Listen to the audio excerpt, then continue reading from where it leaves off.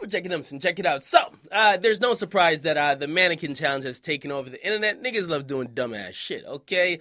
Now, a lot of people, if you don't know what the Mannequin Challenge is, they're basically not moving to the soundtrack of some song. Now, the popular song that everybody's using is Black Beatles by Rae Sremmurd.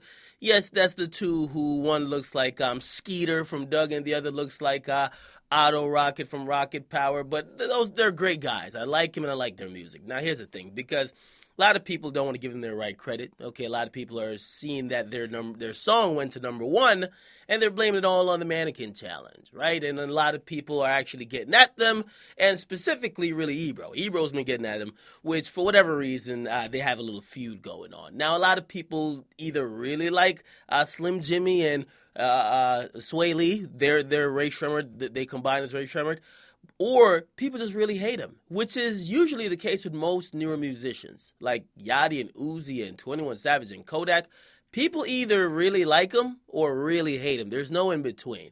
Now, it started off a little Twitter war today where Ebro actually said, listen, Jimmy's doing the LOL challenge when I realized that the Mannequin is really why you got that rank. And before that, he even continued by, or he started off by saying, still not the #3 album of 2015. I think that's where their feud began because Ebro questioned why Rae Sremmurd album was ranked #3 by, I believe, either Complex or XXL. And he says, and be clear, Mannequin Challenge made this happen. He's talking about the #1 position on the charts.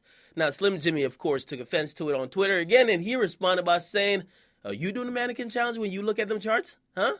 And then Ebro says, yeah, I'm doing the LOL challenge when I realized that the Mannequin Challenge is the reason why you got the rank. Okay, now a bunch of back and forth kept going on, a bunch of pettiness and silliness, and I'm pretty sure both of them don't have anything against each other. However, I know Michael Maida did hop in by saying, yo, Ebro, chill the fuck out before I make that call to Jimmy, and that's Jimmy Iovine, to be exact, and get you fired, little homie. But I think that joke is made in jest. I think it's tongue-in-cheek just because Jimmy Iovine runs, and he used to operate a record label, which is Interscope. Now he actually works at Apple, and yes, Ebro has a job with Apple. So maybe he's saying I could call Jimmy Iovine to get you fired, which I think that would be going too far, okay? Now, here's my whole thoughts about this.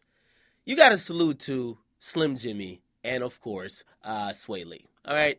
Rae Sremmurd has done something that obviously I'm not sure if it happened by design or by accident, but regardless, they got to get the credit. The song is dope, and if people are adopting it because it has taken its own life in a sort of a challenge, you can't be hating on it. You can't be mad at it. A lot of these new songs or new artists are popping up via viral movements. Think about Bobby Shmurda throw the hat in the hair, the whole little dance. The 6-second Vine birthed his career. Nobody complained about that, right? People just accepted him as an artist.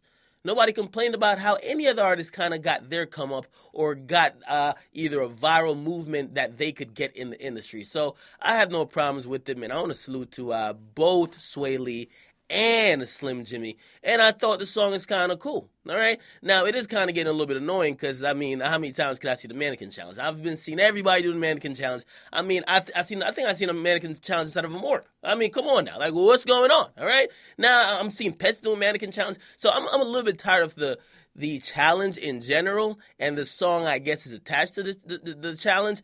But I don't dislike it. I think it's actually pretty cool, and I think it's actually pretty cool that it actually was catapulted to the #1 position by the challenge. Now, here's the thing, too, right? It's a lot of times where people, and I'm going to just say people of color, right, will either have a challenge or some viral movement, and basically what ends up happening is that the song that really gets credit or the song that really blows up off of it is not by somebody of the culture. So at least we know Slim Jimmy and, of course, Sway Lee, they're two black nigga kids who basically just like regular black kids in America right now. And at least them profiting from it, it's a good thing. I remember when the whole dab thing came out, people was like, yo, who should get that? Remember when the Running Man Challenge, they were giving credit to the wrong people. So give Rae Sremmurd their proper due. I'm happy for them, and I wish them more success. I like the evolution of their music, and there's a lot of dope songs in their album. I don't see how people could not like it.